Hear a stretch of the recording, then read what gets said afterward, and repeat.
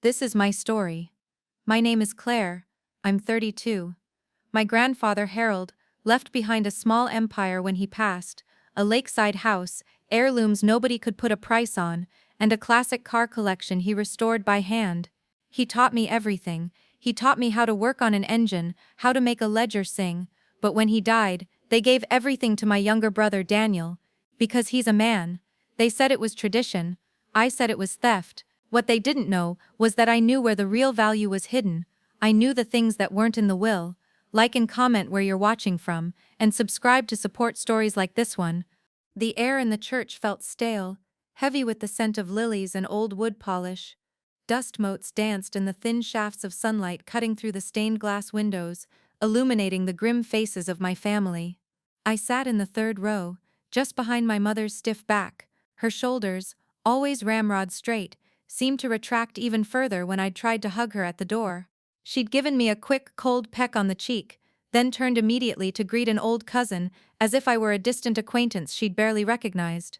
My grandfather's funeral was less a mourning and more a formal assembly. Everyone wore their Sunday best, but their eyes held a hard speculative gleam. Uncle Robert kept glancing at the polished mahogany casket, then at his wrist, as if timing the eulogies. Aunt Carol dabbed at her dry eyes with a lace handkerchief, making sure everyone saw her performance. My grandmother, usually so warm and full of life, sat rigid and pale in the front pew, her hand resting on Daniel's arm. Daniel, my younger brother, sat beside her, looking appropriately somber but also important. He kept nodding gravely when people offered condolences, accepting their pats on the back. His head was held a little higher than usual. People came up to him, whispered things. They offered firm handshakes, lingered a little longer with him than with anyone else. I watched them, their faces shifting from solemnity to something else, admiration perhaps, or deference. They barely gave me a glance. If they did, it was a quick, assessing look before their gaze darted back to Daniel. Later at the wake, the chill didn't thaw. The big old house, usually filled with laughter and the smell of Grandpa's pipe tobacco, felt cavernous and cold. My mother spoke in hushed tones to the other women, her voice tight. Such a loss for the family, but at least Daniel will be here to carry on his legacy. I heard her say to Mrs. Henderson, a neighbor who used to bring us cookies. Mrs. Henderson nodded, her eyes sliding over me, then back to my mother, as if I were a piece of furniture that had been rearranged. Grandpa always wanted a strong man to carry the family name forward, Uncle Thomas boomed, clapping Daniel on the back. Daniel offered a meek smile, a shrug, but his chest puffed out just a little. He accepted another slice of pie from my grandmother, who beamed at him, a rare smile breaking through her grief. I stood by the fireplace, nursing a cup of lukewarm tea, my fingers tracing the cold marble. My stomach felt like a knot, a quiet, dull ache. I thought of all the times I'd sat with Grandpa in this very room, listening to his stories. He'd never spoken of Daniel carrying anything forward. He'd always spoken to me. I wanted to say something, to snap, to remind them all of the actual hours I'd spent with Grandpa, the things he'd actually taught me. But the words just caught in my throat. I swallowed them down, hot and bitter. My family moved around me like I was invisible, a ghost in my own grandfather's house. Daniel, across the room, caught my eye for a second. He looked away, he shifted his weight, took another bite of pie. I watched him. Something in the way he chewed, the slight widening of his eyes as he looked at my mother, seemed to solidify a truth I hadn't wanted to admit. This was how it was, for now.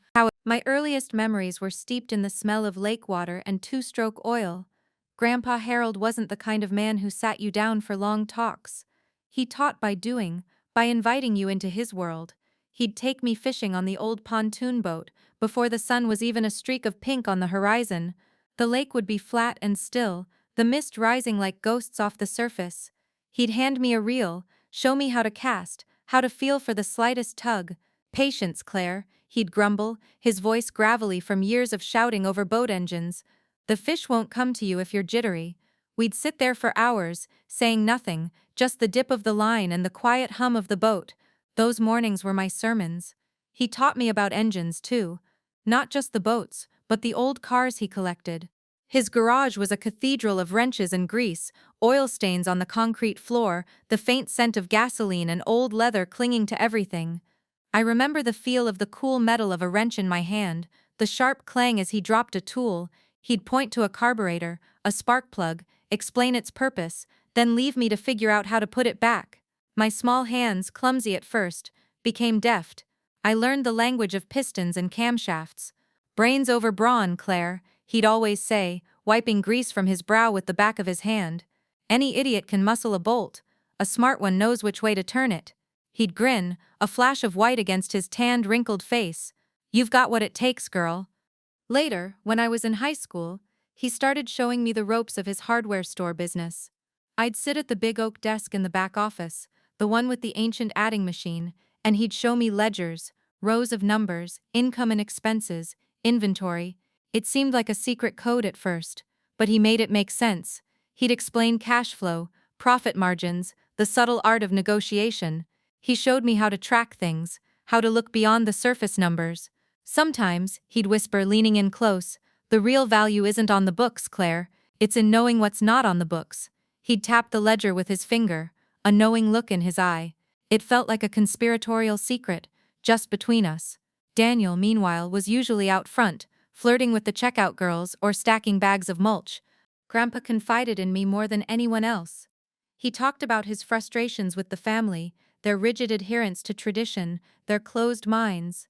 He always said I was different, that I had a spark, an independent spirit they couldn't understand.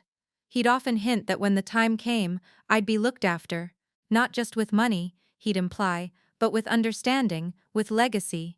He'd look at me, a long, steady gaze that seemed to see right into me, past all the superficial stuff. You're the one, Claire, he'd said once, while we were fixing a leaky faucet in the back of the store. You get it. He didn't elaborate, but I felt the weight of his words, a quiet promise hanging in the air between us, as tangible as the scent of pipe smoke. I'd always believed him. Every memory, every lesson, every whispered word seemed to be a guarantee of something important.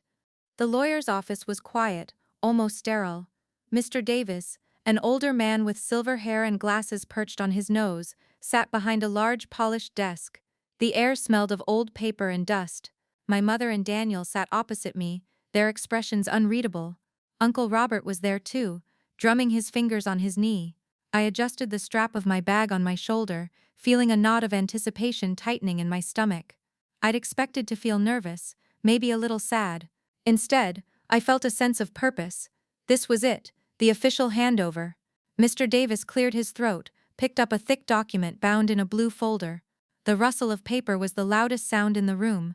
He began to read, his voice dry and monotonous, listing off names and properties, standard legal jargon, all the usual clauses. My mind drifted, imagining the future. The lake house, perhaps, where I could start a small business. Or maybe Grandpa's shares in the hardware store, which I could finally modernize. I imagined the weight of responsibility, a satisfying burden. Then he reached the part about the estate distribution. My ears pricked up. To my grandson, Daniel Harold Jenkins, I bequeath the entirety of my real estate, including the lakeside property, the family business, all liquid assets, and my collection of classic automobiles. I froze. My breath hitched. He continued, listing everything, every single thing. The house, the land, the dusty old ledgers, the investments. Daniel nodded subtly, a slight twitch at the corner of his lips. My mother sat up straighter, a faint smile playing on her face. My uncle simply watched me. Mr. Davis read on, his voice unwavering, this decision being made in accordance with long-standing family traditions of patrilineal succession, ensuring the continuation of the family name and legacy through the male line.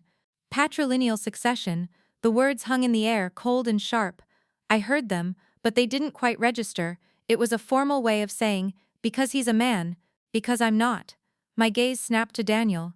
He was looking at the floor, a sheepish, almost apologetic expression on his face, but he didn't object. He didn't say a word. My mother reached over and squeezed his arm. She looked at me then, a quick, triumphant glance. I felt a sudden, intense heat flush through my face. My cheeks burned. My hands, resting in my lap, clenched into fists, my nails digging into my palms. I tried to speak, but no sound came out. My throat was suddenly dry. I was publicly humiliated, blindsided, and utterly voiceless. All those years, all those lessons, all those whispered promises, they meant nothing. Mr. Davis finished reading, then looked up, his expression bland. Are there any questions? I wanted to scream. I wanted to throw the heavy oak chair across the room. But I couldn't move. I couldn't form the words. I just sat there, my gaze fixed on the blue folder, on the legal document that had just erased me. It didn't make sense. It couldn't make sense. Grandpa wouldn't have done this. He wouldn't. The room felt like it was closing in, the air suddenly too thin to breathe. I swallowed hard. The silence stretched, thick and suffocating. No one said anything. My eyes darted from Daniel to my mother, then back to the lawyer. They all just watched me, waiting. I looked down at my hands. They were trembling. I walked out of the lawyer's office in a daze, the harsh afternoon light a physical assault after the dimness inside. The roar of traffic seemed amplified, every sound too loud. I didn't know where I was going, just that I had to move.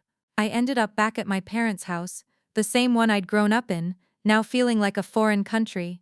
My mother was in the kitchen, washing dishes, humming a little tune. Daniel sat at the table, scrolling on his phone, a half-eaten sandwich in front of him. They looked so normal, as if nothing had happened, as if my entire future hadn't just been snatched away. "Mom," I said, my voice coming out thin, brittle. "What was that?" "The will. You knew, didn't you?" She paused, sponge in hand, then slowly turned around. Her face was calm, almost serene. "Claire, dear, we talked about this. It's just how things are." She started scrubbing a plate with renewed vigor. "How things are." I felt a hysterical laugh bubble up in my throat, but I forced it down. "He left everything to Daniel. Everything. After everything he taught me. Everything we did together." "Oh, darling," she said, her voice dripping with a practiced pity that made my skin crawl. "You're a girl. You'll get married. You won't need land or property. A husband will take care of all that." She dabbed at a speck on the counter, avoiding my eyes. Her movements were slow, deliberate. She made a show of wiping down the counter as if this conversation was a mere distraction from her important household chores. Daniel finally looked up from his phone, a flicker of something. Discomfort? Guilt? Crossing his face before it smoothed out. "Claire, come on. It's Grandpa's will. He had his reasons." He picked at a crumb on the table, not looking at me. His voice was soft, too soft. Then Uncle Robert walked in from the living room, a beer in his hand. He'd followed me back. His presence filled the small kitchen. He gave a dismissive wave. "It's not personal, Claire. It's just how our family's always done it. The sons get the land, the daughters marry into other families. It's tradition. Helps keep the bloodline pure, keep the assets consolidated." He took a long swig of his beer, as if his explanation was the most obvious thing in the world, as if it settled everything. My blood ran cold. Pure bloodline, that's what this was about. Not tradition, but some twisted, archaic notion of lineage. It was worse than I thought. My mother nodded along, her expression confirming his words. Daniel looked down at his phone again, his silence a resounding agreement. He was sheepish, yes, but he wasn't protesting, he wasn't defending me, he was siding with them. A cold, hollow space opened up in my chest. All those years, all those bonds, all that love I thought I shared with Grandpa. Was it all just a performance? Was I always just the temporary stand-in, until Daniel was old enough or ready? "So that's it?" I asked, my voice barely a whisper. "That's all you have to say? It's just how things are?" My mother sighed, turning back to her dishes. "What else is there to say, Claire? It's done. Move on. Go live your life." She didn't even look at me. I stood there for another moment, feeling the silence press down on me, heavy and suffocating. The hum of the refrigerator, the clink of dishes, their indifference was a physical blow. It was worse than anger. It was dismissal. A complete erasure. I felt my jaw clench, my hands tightened again, muscles aching. I couldn't stay, not another second. I turned on my heel and walked out, leaving the sound of their normal lives behind me, the kitchen humming with the casual cruelty of their words. The front door clicked shut with a soft finality. I walked away, angry and utterly devastated. I spent the next few days in my childhood bedroom at my parents' house, packing. The room felt like a tomb now, filled with dusty memories and forgotten dreams. My old posters were still on the walls, a faded band, a picture of a car from a magazine, bookshelves lined with dog-eared paperbacks I'd loved. Each item felt heavy, infused with a past that was now tainted. My future here had been ripped away. I pulled clothes from the closet, folded them mechanically. I emptied drawers, separating what to keep from what to discard. Under a pile of old-school textbooks, tucked away in the very back of my desk's bottom drawer, I found a small wooden box. It was a simple, unadorned box, the kind Grandpa used to keep old nuts and bolts in. But this one had a smooth, polished feel, like it had been handled often. It wasn't one of his usual workshop boxes. I picked it up, feeling its unexpected weight. Inside, beneath a thin layer of crumpled newspaper from 1998, were several small leather-bound notebooks, Grandpa's journals. He'd always had a habit of scribbling notes, but I'd never seen these. They were old, the leather worn smooth in places, the pages brittle, the faint scent of pipe tobacco still clung to them. I picked one up, my fingers tracing the faded gold lettering on the spine. Harold's Musings. My breath hitched a little. I opened the first one, my eyes scanning his familiar looping handwriting. It started with daily observations, weather, store inventory, notes about local politics, mundane stuff. But as I flipped further, something shifted. He wrote about the family, their expectations, their rigid rules. He mentioned my father, his easy acquiescence to tradition. He wrote about the constant pressure to conform, to uphold the family name. One entry caught my eye, dated from when I was about 15. They're talking about Daniel already, molding him, foolish. Claire has 10 times the sense, she sees beyond the surface, but they are blind, bound by chains of their own making. My stomach tightened. He had seen it. He had seen them. Another entry, much later, just a year or so before he died. The boy is a good boy, but he lacks the grit. He lacks the eye, and they will spoil him rotten with their legacy. Claire is the true heir, the one who understands, the one who will actually build something lasting. My eyes blurred for a second. He hadn't just hinted, he had believed in me, truly believed. Later, when I was in high school, he started showing me the ropes of his hardware store business. I'd sit at the big oak desk in the back office, the one with the ancient adding machine, and he'd show me ledgers, rows of numbers, income and expenses, inventory. It seemed like a secret code at first, but he made it make sense. He'd explain cash flow, profit margins, the subtle art of negotiation. He showed me how to track things, how to look beyond the surface numbers. Sometimes, he'd whisper, leaning in close, "The real value isn't on the books, Claire, it's in knowing what's not on the books." He'd tap the ledger with his finger, a knowing look in his eye. It felt like a conspiratorial secret, just between us. Daniel, meanwhile, was usually out front, flirting with the checkout girls or stacking bags of mulch. Then I saw it, a short, sharp paragraph, scribbled in what looked like a hurry, on a page dated a few months before his passing. It was almost too faint to read. "The will may not show my true intentions, Claire. They'd never allow it.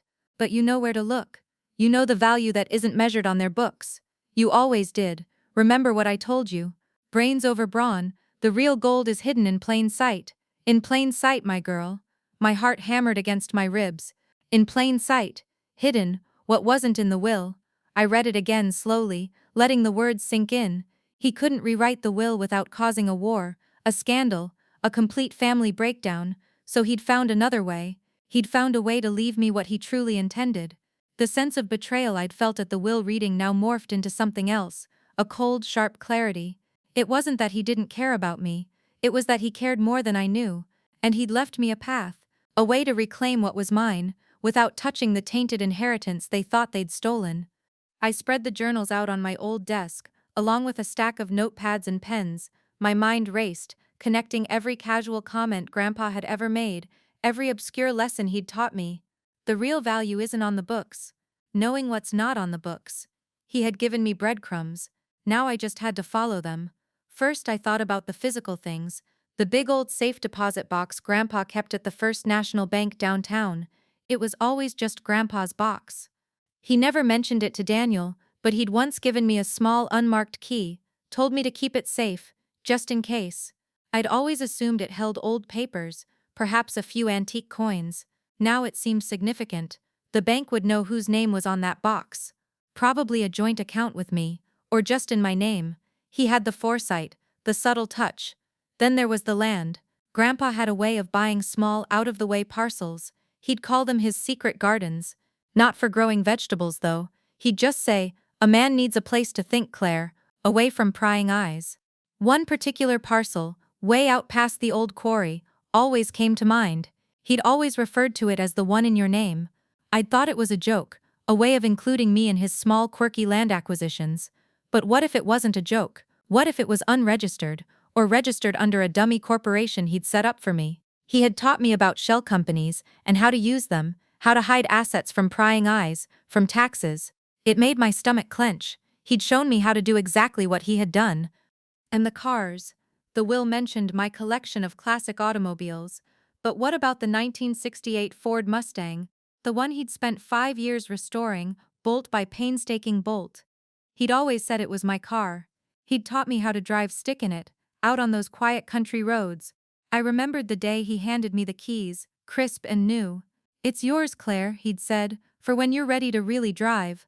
The title. Had he put the title in my name? It was a simple enough thing to do, but something my family, focused on the big estate, would never have bothered to check. They'd assume it was just his car, part of the collection. The pieces started clicking together, falling into place like the intricate gears of an old clock. The casual mentions, the small gifts, the subtle lessons. He hadn't given me a grand dramatic reveal. He'd shown me, he'd taught me the language of secrets, of what was hidden. My grandfather hadn't just left me breadcrumbs, he'd left me a map for a treasure hunt that bypassed the very will that had cut me out. The anger I'd felt began to transform, sharpening into a cold, determined focus. The game wasn't over, it had just begun. The 1968 Ford Mustang sat in the back of Grandpa's old workshop, covered by a faded canvas tarp. Dust motes danced in the sparse sunlight filtering through the grimy windows.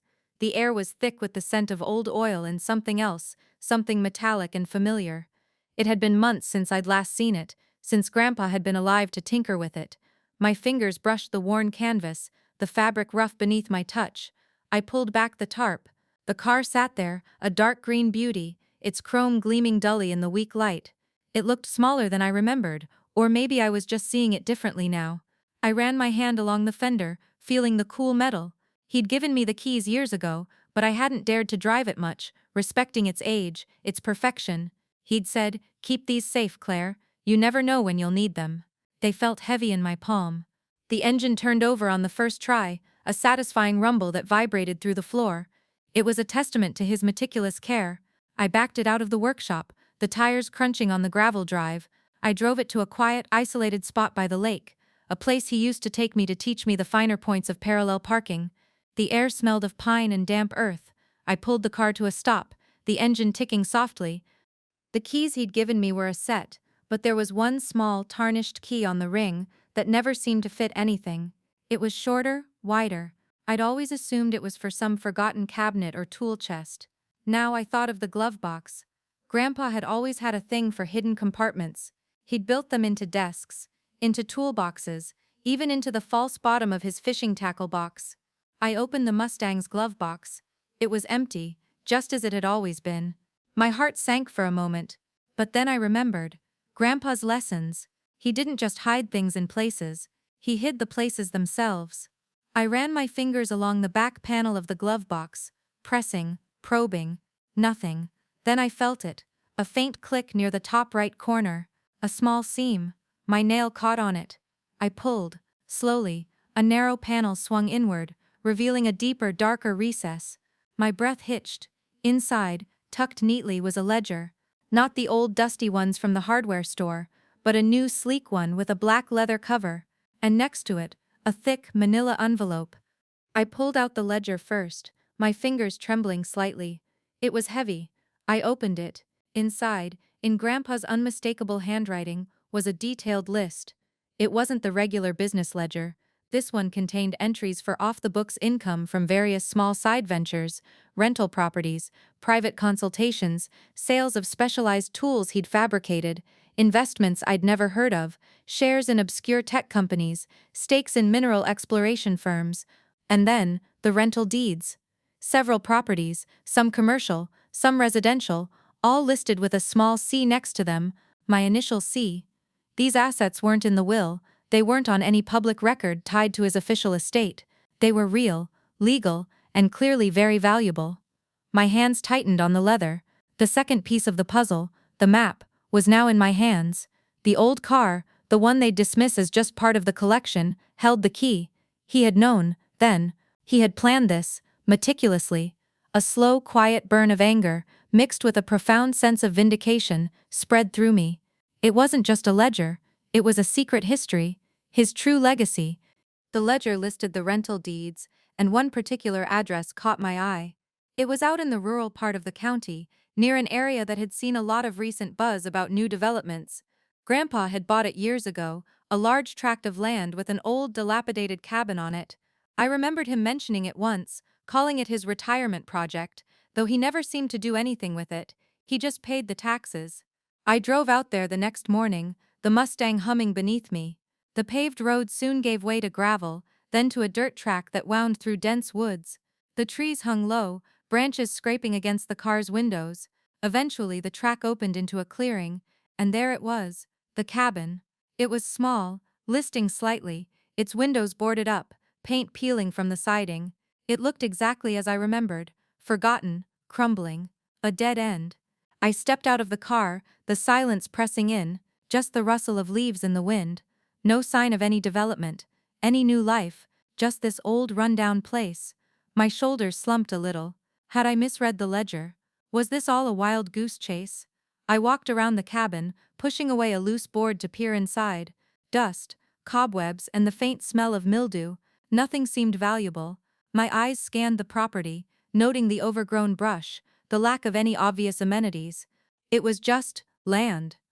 Then I remembered a specific entry in the ledger, next to this property's address. It had a strange code, something like MR73, mineral rights. Grandpa had taught me about them briefly, how sometimes the land above ground was worthless, but what lay beneath was pure gold. He'd explained how mineral rights could be bought and sold separately from the surface rights. I pulled out my phone, no signal. Figures. I drove back to the nearest small town, a place called Willow Creek, a collection of ramshackle buildings and a single diner. Inside the diner, I asked the waitress if anyone knew about land sales around the old quarry. She pointed me to a grizzled old man in a booth, chewing slowly on a piece of toast. Gus, she said. Gus knew everything about land around here. Gus peered at me over his half-moon glasses. That old cabin? Harold's place? He rasped. Been abandoned for years. I showed him the address on the ledger. He nodded. Yeah, that's it. Harold bought it cheap, back when nobody wanted it. Smart man, your grandpa. He took another bite of toast. He bought the mineral rights too. Did you know that? My heart gave a little thump. I saw something about it in his notes. Gus chuckled. A dry, raspy sound. Well, you picked a good time to come by. Heard anything about the new industrial park they're planning? Just 5 miles north of here. Big deal. They're gonna need a lot of aggregate, a lot of specific minerals for the foundations. Geologists have been crawling all over that area lately. Found some good stuff. And guess whose land is sitting right on top of a prime deposit? He pointed a gnarled finger in the general direction of the old cabin. My mind reeled. Mineral rights. A new development. Gus started rattling off numbers. Valuations for similar deposits nearby. The potential for royalties. The land wasn't just valuable, it was skyrocketing. It was worth a fortune, more than the entire lakeside estate Daniel had inherited. And it was mine. Clearly titled in the envelope with the ledger. Not in the will. Never in the will. My breath hitched. This wasn't a rundown cabin. It was a gold mine. A quiet, undeniable, hidden gold mine. I returned to the family house a week later. Not with a car packed for leaving, but with a briefcase. Inside, the ledger, the deeds, the documentation for the safe deposit box, and even the original title for the Mustang, clearly in my name. The weight of it all felt substantial, empowering. I walked through the front door, the click of the latch echoing in the quiet foyer. My mother Daniel and Uncle Robert were in the living room watching television. They looked up, surprised, as I entered. Daniel, sprawled on the sofa, sat up, his brow furrowed. "Claire, what are you doing back?" my mother asked, her voice tinged with irritation. "I thought you'd gone back to the city." I set the briefcase down on the coffee table, the solid thud making them all flinch slightly. "I'm here to clarify a few things." I opened the case, pulling out the documents. The rustle of papers filled the silent room.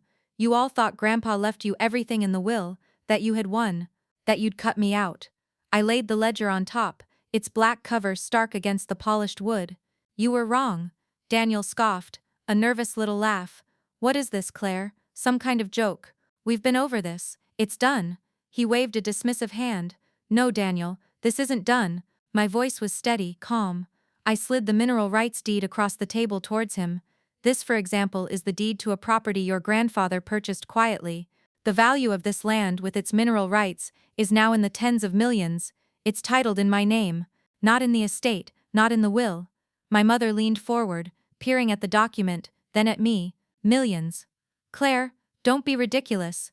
That old cabin, it's a shack, it's worthless. Her voice rose, shrill. Uncle Robert snorted, folding his arms across his chest. She's grasping at straws, trying to make trouble, just like her mother's side of the family. And this, I continued, ignoring them, pushing the ledger forward, is a detailed accounting of other assets, off-the-books investments, rental properties, all legally owned by me, thanks to Grandpa's foresight.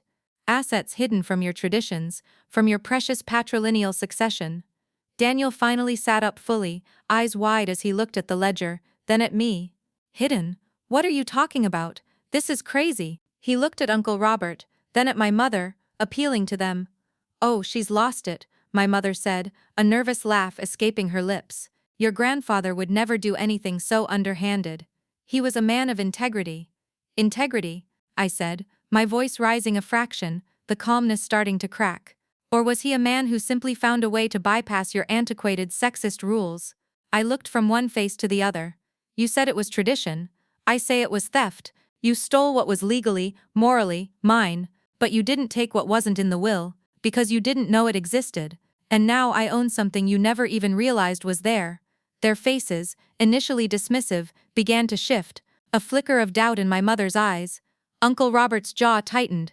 Daniel's sheepish look was gone, replaced by something close to fear. They started whispering amongst themselves, quick, sharp words. They still mocked me, but it was a nervous mockery, a defensive posture. Their composure was cracking, and I watched them, a cold, quiet satisfaction settling deep within my chest. This was just the beginning. I left my family's estate, their stunned faces burned into my mind, and immediately set about finding the right person. I needed someone sharp, someone who understood the nuances of property law, someone who wouldn't just dismiss me as a disgruntled heir. My search led me to Ms. Evelyn Hayes, a young, formidable estate lawyer in her late 30s, known for her successful asset recovery cases. Her office, unlike Mr. Davies's dusty one, was modern, sleek, and filled with sunlight. It felt like a place where things got done. I sat across from her, laying out the stack of documents, the original will, the ledger, the mineral rights deed, the car title, copies of the journal entries. I explained the family dynamics, the patrilineal succession clause, the outright dismissal I'd faced. Ms. Hayes listened intently, her eyes sharp and intelligent, occasionally making a note on a legal pad. She didn't interrupt, didn't offer platitudes. When I finished, a silence settled. She picked up the ledger, flipping through the pages, her brow furrowed in concentration.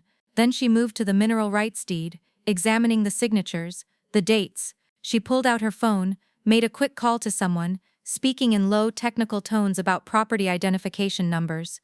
She finally looked up, a faint smile playing on her lips. Claire, she said, her voice calm and even, your grandfather was a brilliant man. And incredibly clever. She leaned back in her chair. Based on what you've shown me, these assets, particularly the mineral rights and the off-the-books investments, are clearly titled outside the trust. They were never part of the formal estate. They fall squarely under your ownership. The will, as it stands, only governs what was in the estate at the time of his passing. These assets were intentionally kept separate. A wave of relief, so profound it almost buckled my knees, washed over me. It was real, it was legal. The family's claim that this is tradition doesn't hold water for these assets, she continued. They were never officially part of the estate he bequeathed. They're yours, free and clear. She tapped the ledger. This meticulous record-keeping is a godsend. It proves his intent and tracks the value perfectly. She then outlined a plan. We won't make a spectacle of this. Not yet. We'll prepare a quiet but powerful counteraction. We'll file formal notifications with the probate court, asserting your ownership of these assets. We can also explore legal filings, potentially placing liens on any of Daniel's recent purchases if they were funded by liquidating family assets that should have been shared, or if any of these assets were inadvertently entangled. She paused, looking at me. We'll be very, very thorough. We'll hit them where it hurts. without giving them a chance to react. I felt a surge of cold determination. This wasn't about revenge in the petty sense. It was about justice, about reclaiming what was taken, what was denied. Do it, I said, my voice firm. Everything. Miss Hayes nodded, a confident glint in her eye. The air in the room felt charged, not with anger, but with purpose. The battle had finally begun, and I had the firepower. The news reached me through an old friend, one who still lived in our hometown and occasionally dropped tidbits on our family's activities. Daniel had sold the family hardware business, not just parts of it, the whole thing. He'd liquidated it, quickly, without consulting anyone, not my mother, not Uncle Robert, certainly not me. He'd just cashed in. My friend Sarah said she saw him driving around in a brand new sports car, a bright red convertible that shrieked down the quiet streets. He'd also bought himself a swanky condo in the city, the one where all the young professionals lived, miles away from the lake house he now supposedly owned. He was spending Grandpa's legacy, fast and carelessly. The empire Grandpa had built, brick by brick, was being dismantled for a flashy car and a city pad. It was sickening. I drove out to the lake house that afternoon, the Mustang now feeling like a battle tank. Daniel was there, in the garage, showing off his new car to some buddies, their laughter echoing. He looked younger, carefree, surrounded by the smell of new leather and exhaust fumes. He saw me, and his smile faltered. His friends quieted, looking between us. Daniel, I said, my voice flat, holding the anger tightly in check. I hear you sold the business. He straightened up, brushing his hands on his jeans. He tried to look casual, but his eyes darted to his friends, then back to me. Yeah, I did. So what? It was mine, wasn't it? Grandpa left it to me. Figured I'd rather have the cash than spend my life selling wrenches. He shrugged, a careless gesture. He actually looked relieved to be rid of it. My jaw tightened. That business was Grandpa's life. He built it from nothing. He taught me the ledgers, the inventory, the suppliers. He taught me how to run it. He taught me. I took a step closer. And you just sold it off like old furniture? You didn't even think to consult anyone? Not Mom? Not Uncle Robert? Or me, the one who actually understood it? He laughed, a short dismissive sound. You? Claire, come on. This was never your world. Grandpa left it to me. He knew I'd know what to do with it. You just like playing with old cars. That's why he gave you the Mustang. He gestured vaguely at my car, then back at his gleaming red convertible, a subtle comparison. His friends snickered. His words hit me with a cold, clear force. He knew I'd know what to do with it. He believed that the value was in the immediate cash, not in the legacy, not in the sweat equity, and he truly believed Grandpa's intention was for him to liquidate it. He'd taken the will, the perceived power, and immediately squandered the thing Grandpa had spent a lifetime building. He hadn't just accepted what was given to him, he'd defiled it. I looked at him then, really looked at him, the entitlement in his eyes, the casual arrogance. He didn't deserve any of it. Not the house, not the land, not the car collection, and certainly not the business. My anger, which had been a slow burn, sharpened into something cold and decisive. He wasn't just my brother who got lucky, he was a betrayer of Grandpa's true spirit. He had to be stopped, not just for me, but for Harold. The legal process moved quietly, but with precision. Ms. Hayes was a force. We didn't announce anything, we didn't tip our hand. Instead, a series of formal petitions landed on the probate court's desk. Petitions asserting my clear ownership of the mineral rights, the hidden rental properties, the assets in the safe deposit box, and the Mustang. Each claim was backed by meticulous documentation, original deeds, copies of Grandpa's ledger, dated journal entries that hinted at his true intentions, his deliberate sidestepping of family tradition. The family lawyers, blindsided, initially tried to dismiss our claims. These are separate assets, Your Honor, they argued, trying to downplay their significance, not part of the formal estate. But Miss Hayes simply smiled, cool and professional, and pointed out that because they were separate, because they were explicitly titled in my name, or had clear evidence of my intended beneficiary status, they were entirely outside the jurisdiction of the main will's restrictive clauses. They were mine. Then came the second phase. Ms. Hayes filed a specific legal claim on one of Daniel's new purchases, the city condo. My client asserts, she stated in the filing, that the funds used for this purchase originated, in part, from the premature and unauthorized liquidation of family assets that were intended for the broader family and were not solely Daniel Jenkins' personal property. She cited a clause in Grandpa's old business partnership agreement that stated any sale of the core business, even if owned by one individual, required a majority vote of all living direct descendants, given its historical value and collective family interest. Daniel, in his haste, had bypassed this entirely. He had no clue. The news hit my family like a brick through a window. Suddenly, the whispers weren't about my crazy claims anymore. They were about the papers served on Daniel. They were about his new condo being put under legal review, possibly frozen. I heard about the frantic phone calls, the hurried meetings at my parents' house. Uncle Robert, usually so boisterous, was reportedly pacing, shouting into his phone. My mother was close to tears, wringing her hands. Daniel, for the first time since the will reading, wasn't sheepish. He was panicking. I watched it unfold from a distance, through Ms. Hayes's calm updates. "They're scrambling, Claire.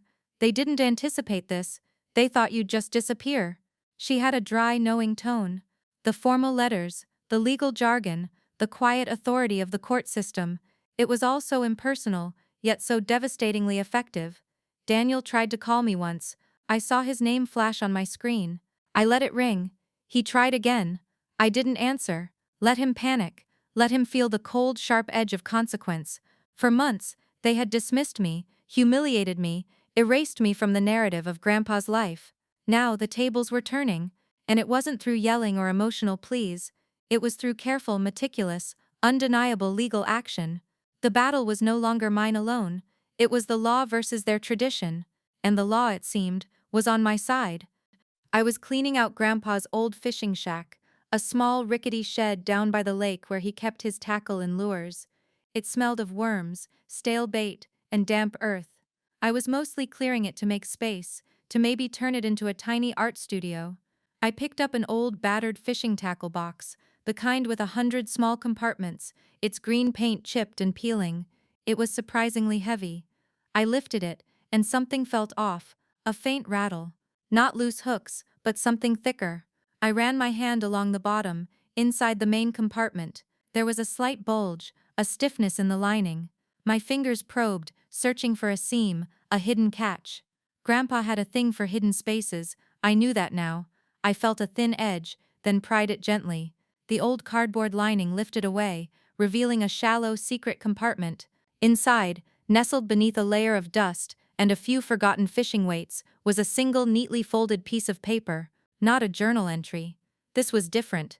Thicker paper, more formal. It was a letter, addressed to me. My name, Claire, written in Grandpa's familiar looping hand. My heart pounded against my ribs. I unfolded it carefully, the paper crisp and dry. It was dated just weeks before he died.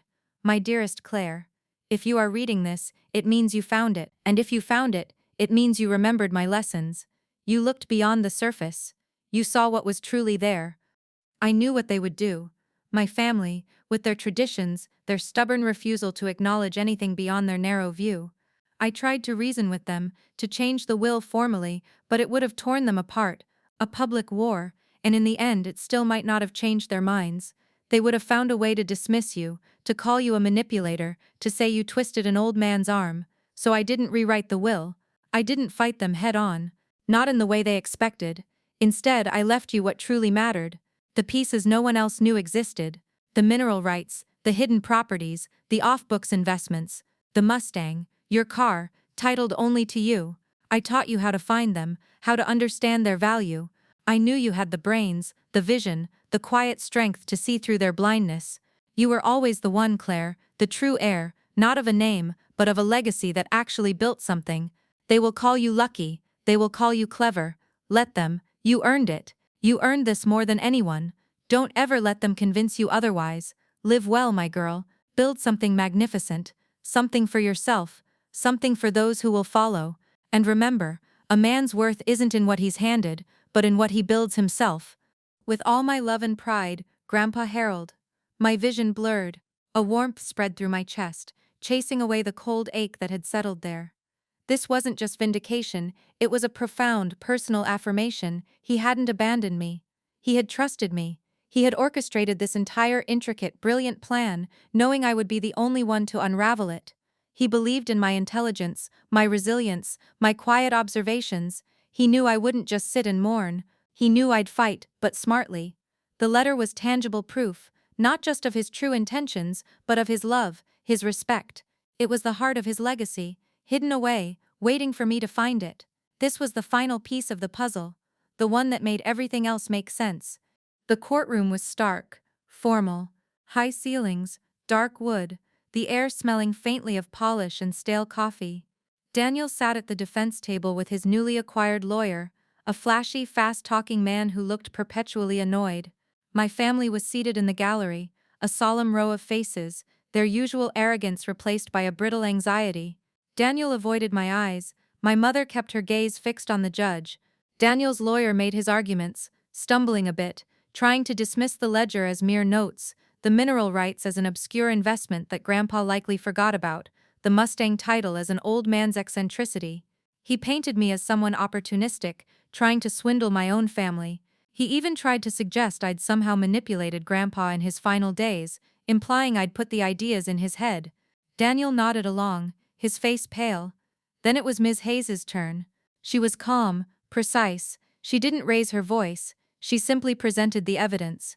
The original mineral rights deed, clear and unambiguous, titled in my name, dated years before Grandpa's passing.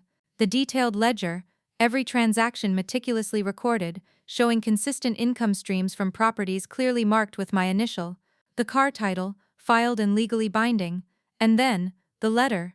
Ms. Hayes read excerpts from it, her voice steady and clear, letting Grandpa's own words fill the quiet room.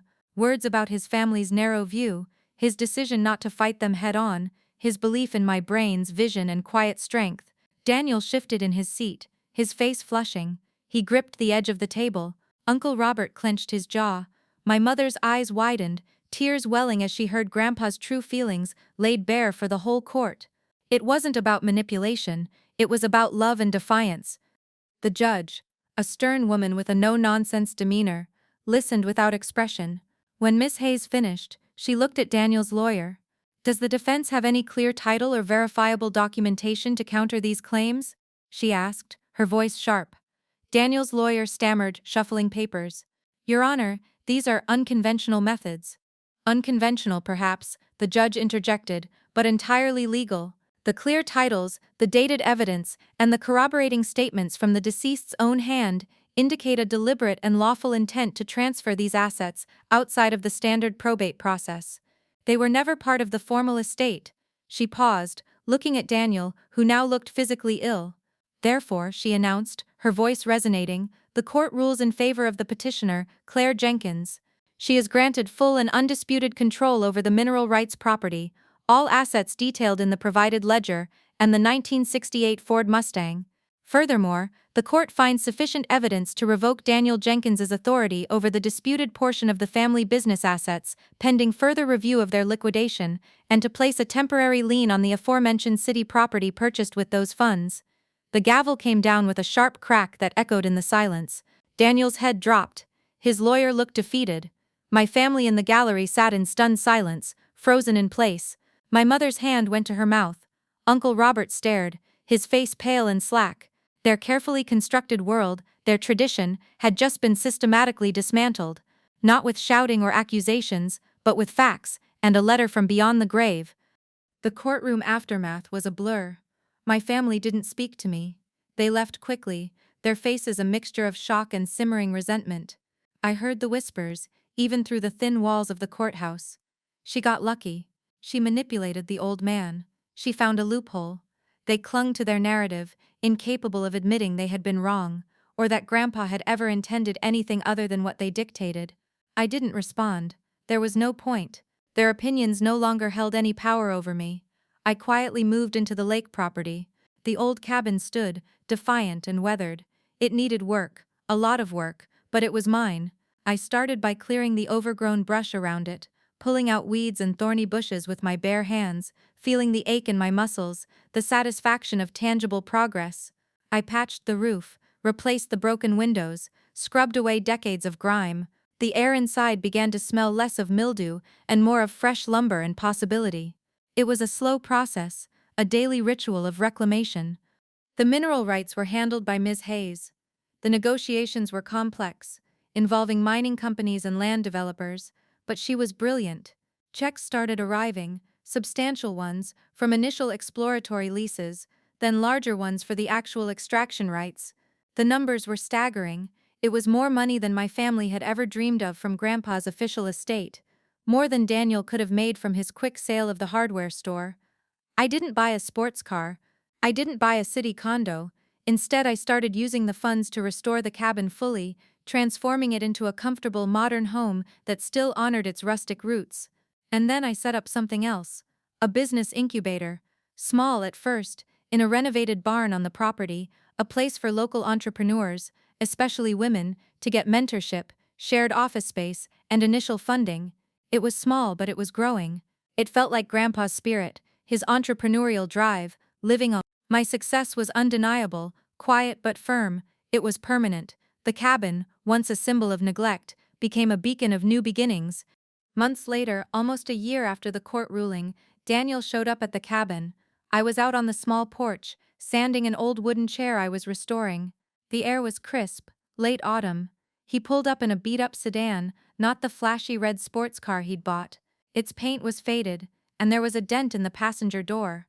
He got out slowly, looking around the property, his eyes wide. The cabin looked completely different, freshly painted, new windows glinting in the afternoon light.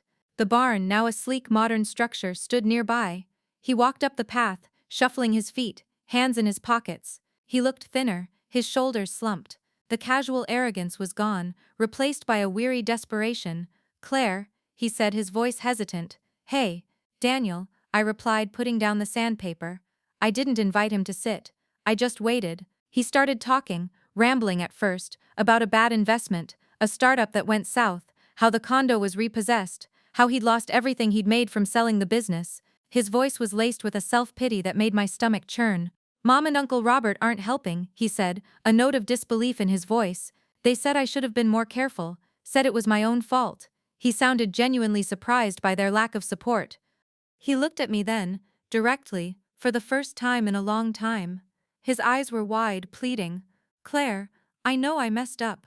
I really did, but I was wondering if you could maybe lend me some money, just to get back on my feet.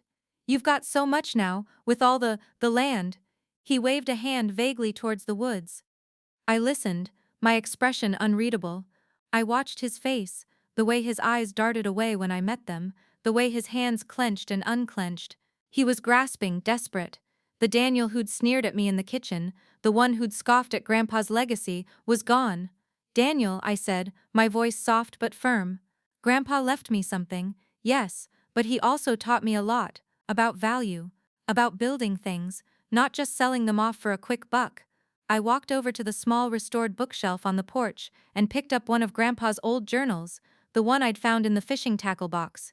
I flipped to the last page, the one with the letter. I didn't offer him money. Instead, I handed him the journal, open to the page. My finger rested on one line, highlighted carefully in yellow. "Read that," I said. He took the journal, his brow furrowed, and read the highlighted sentence. His eyes moved over the words, then up to my face. "A man's worth isn't in what he's handed, but in what he builds himself." He closed the journal, slowly. He didn't say anything, he just looked at it, then at me. The silence stretched between us, thick with unspoken truths. I had given him the real legacy, the one he actually needed. He didn't ask for money again. He just nodded, a small defeated movement. Then he turned and walked back to his car. The crunch of his footsteps on the gravel sounded hollow, echoing in the quiet. He drove away, leaving nothing but the faint scent of exhaust fumes. The Harold Grant Fund officially launched 6 months later. We started small, with local grants for women in rural areas looking to start small businesses. The response was overwhelming. There were so many stories, so much quiet ambition hidden away, just waiting for a chance. I structured the fund not just to give money, but to offer mentorship, business advice, and networking opportunities. Everything Grandpa had taught me about running a business, about seeing potential, I poured into the fund. The first cohort of entrepreneurs, women from farming communities, small towns, and remote lakeside cabins, were fierce and determined. They reminded me of myself. I began giving interviews, not about the family feud, not about the legal battles, but about what came after revenge. About building something meaningful, something that honored Grandpa's true spirit of innovation and independence. I spoke about the power of knowing your worth, of finding hidden value, and of defying expectations. The story wasn't about being wronged, it was about being right, about creating a legacy that wasn't defined by outdated traditions or superficial wealth, but by resilience and real impact. The lake cabin thrived. The business incubator was a success. The mineral rights continued to generate significant revenue, supporting the fund and allowing me to expand its reach. My family remained largely absent from my life, wrapped up in their own small, self-inflicted struggles. Their whispers faded, replaced by the hum of productivity, the laughter of new entrepreneurs, and the quiet satisfaction of a life truly lived on my own terms. Grandpa Harold would have loved it. He always said, "Actions speak louder than words, Claire, and real wealth isn't just what you have, it's what you do with it." And I was doing something real. They took what was in the will. They thought they had everything, but I claimed what was in his heart, the things they didn't see, the value they couldn't comprehend.